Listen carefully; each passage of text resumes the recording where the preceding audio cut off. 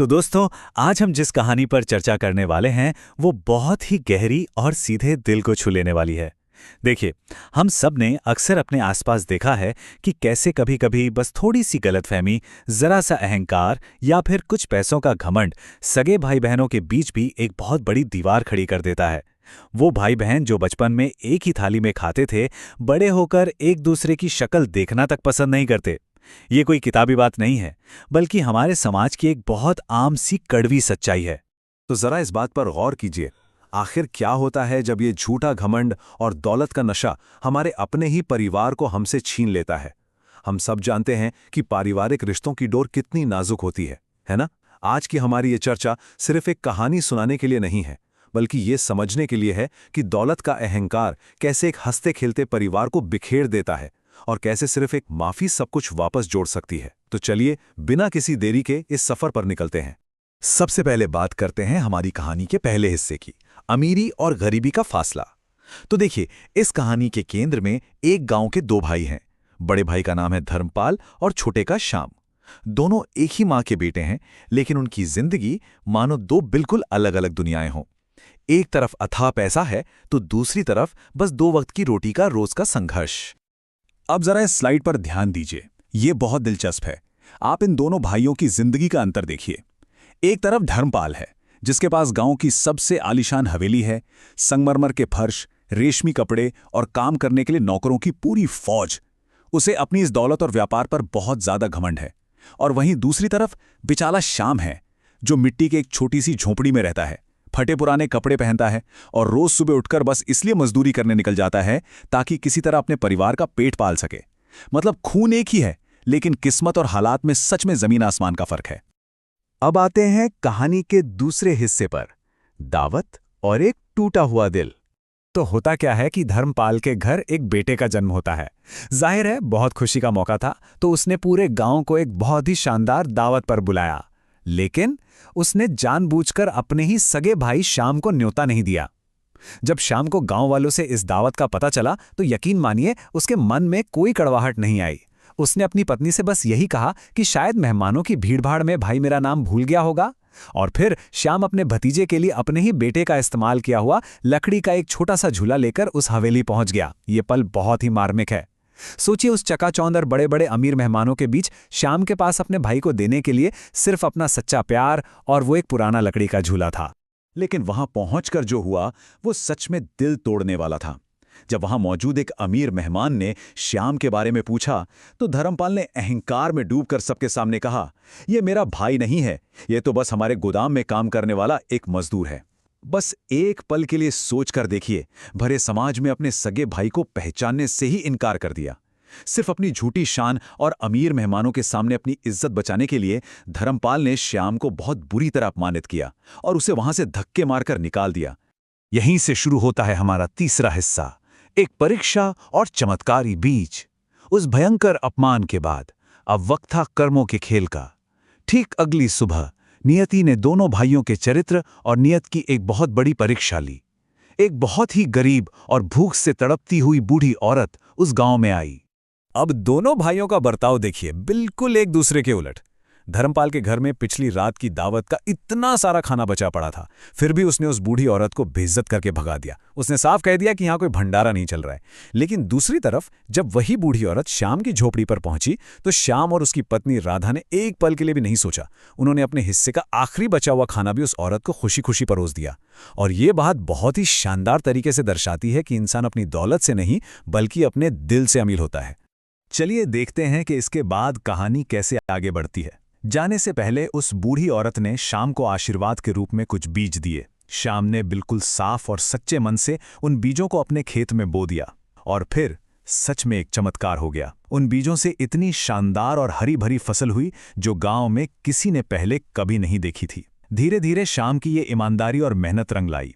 उसने अनाज बेचा, अपना व्यापार बढ़ाया और देखते ही देखते अपनी उस टूटी झोपड़ी की जगह एक पक्का और सुंदर घर बना लिया। मतलब उसका सच्चा कर्म ही उसकी तरक्की का रास्ता बन गया। अब बढ़ते हैं चौथे अध्याय की तरफ, अहंकार का पतन। जहां एक तरफ श्याम की जिंदगी सुधर रही थी, वहीं दूसरी तरफ धर्मपाल के घमंड का टूटना शुरू हो चुका था। उसके बुरे कर्मों का फल अब उसके सामने आ रहा था। धर्मपाल का वो बड़ा सा साम्राज्य ताश के पत्तों की तरह ढहने लगा। उसने अपने मजदूरों को उनकी मजदूरी नहीं दी तो सारे मजदूर हड़ताल पर चले गए और काम छोड़ दिया। गोदाम में रखा सारा अनाज सड़ने लगा, घर में बीमारियां और अशांति फैल गई, व्यापार में भारी नुकसान हुआ। जाते जाते एक बुजुर्ग मजदूर ने उसे चेतावनी भी दी थी कि कर्मों का हिसाब एक न एक दिन तो जरूर देना पड़ता है। और आखिरकार अपनी उसी मजबूरी और लाचारी में धर्मपाल को अपने उसी भाई श्याम को ढूंढने के लिए निकलना पड़ा, जिसे उसने भरी महफिल में ठुकरा दिया था। जब धर्मपाल श्याम के नए घर पहुंचा तो झोपड़ी की जगह एक शानदार हवेली देखकर वो पूरी तरह से दंग रह गया। श्याम ने भी कोई पुरानी रंजिश नहीं रखी, उसे बड़े आदर से बिठाया और उस बूढ़ी औरत और चमत्कारी बीजों की पूरी बात बता दी। लेकिन क्या धर्मपाल का लालच खत्म हुआ? जी नहीं, बिल्कुल नहीं। वो तो दौलत के लालच में अंधा हो चुका था। वो तुरंत उस बूढ़ी औरत को ढूंढने निकल गया और जब वो मिली तो पूरे घमंड के साथ बोला कि चूंकि वो औरत सबसे पहले उसके घर आई थी, इसलिए उन बीजों और उस दौलत पर असली हक तो सिर्फ और सिर्फ उसका है। और तब उस बूढ़ी औरत ने जो जवाब दिया ना, वो इस पूरी कहानी का सबसे गहरा संदेश है। उसने कहा, बीज हाथ से नहीं दिल से उगते हैं। बरकत चीजों से नहीं तुम्हारी नीयत से आती है। दुआ हमेशा उसे मिलती है जिसने खुद भूखा रहकर भी किसी और के पेट में रोटी डाली हो। इस एक अकेली बात ने धर्मपाल के उस भ्रम को जड़ से उखाड़ फेंका कि दौलत पर किसी का पैदाइशी या बिना मेहनत का अधिकार होता है। कहते हैं ना, जब इंसान बातों से नहीं समझता तो वक्त उसे खुद अनुभव से सिखाता है। धर्मपाल के उस अहंकार और लालच को देखकर बूढ़ी औरत ने उसे श्राप दे दिया और फिर जो हुआ वो किसी डरावने सपने जैसा था। अचानक से एक तेज आंधी आई और धर्मपाल की वो संगमरमर की आलीशान हवेली पलक झपकते ही एक जर्जर झोंपड़ी में बदल गई। उसकी सारी दौलत, वो नौकर चाकर, सब कुछ पल भर में मिट्टी में मिल गया। जिस गरीबी से वो हमेशा नफरत करता था, आज वही गरीबी उसके सामने एक भयानक सच बनकर खड़ी थी। अब हम आते हैं इस विश्लेषण के आखिरी और सबसे भावुक हिस्से पर, क्षमा और असली संपत्ति। जब गांव में धर्मपाल की इस बर्बादी की खबर फैली तो जाहिर है ये बात श्याम तक भी पहुंची। अब आप सोच रहे होंगे कि श्याम खुश हुआ होगा, लेकिन नहीं, श्याम बिल्कुल खुश नहीं हुआ, बल्कि वो तो भागता हुआ उस बूढ़ी औरत के पास गया और उसके पैरों में गिरकर रोने लगा। उसने हाथ जोड़कर विनती की कि उसके बड़े भाई को छोड़ दिया जाए और उसकी जगह सारी सजा उसे दे दी जाए। जरा सोचिए, जिस इंसान ने उसे पूरे समाज के सामने मजदूर कहकर जलील किया था, आज उसी इंसान के सबसे बुरे वक्त में उसका छोटा भाई उसके लिए ढाल बनकर खड़ा था। तो दोस्तों, सबसे महत्वपूर्ण बात जो हमें श्याम के इन शब्दों से सीखनी है वो ये है, श्याम ने कहा, गलती तो इंसान से ही होती है, लेकिन इससे रिश्ते थोड़ी ना टूट जाते हैं। खून का रिश्ता मिटाया नहीं जा सकता। अगर आज मैं भी उन्हें उनके हाल पर छोड़ दूं तो फिर मेरे और उनके बीच आखिर फर्क ही क्या रह जाएगा। इस एक बात में ना माफ कर देने की बहुत बड़ी ताकत छुपी है। यह हमें एहसास दिलाता है कि किसी से बदला लेने में कोई महानता नहीं है, असली महानता तो माफ कर देने में है। श्याम के इस सच्चे और पवित्र हृदय को देखकर बूढ़ी औरत का दिल भी पसीज गया। उसने धर्मपाल को एक दूसरा मौका दिया। धर्मपाल को अपनी गलती का बहुत गहरा पछतावा हुआ। वो फूट फूट कर रोया। उसने श्याम से माफी मांगी और दोनों भाई फिर से गले लग गए। धर्मपाल ने वापस से मेहनत शुरू की। वो विनम्र हो गया, अपने मजदूरों का सम्मान करने लगा और धीरे धीरे ही सही, लेकिन उनकी वो खोई हुई खुशहाली और सुकून घर वापस लौट आया। तो हमारी आज की इस पूरी चर्चा का निचोड़ क्या है?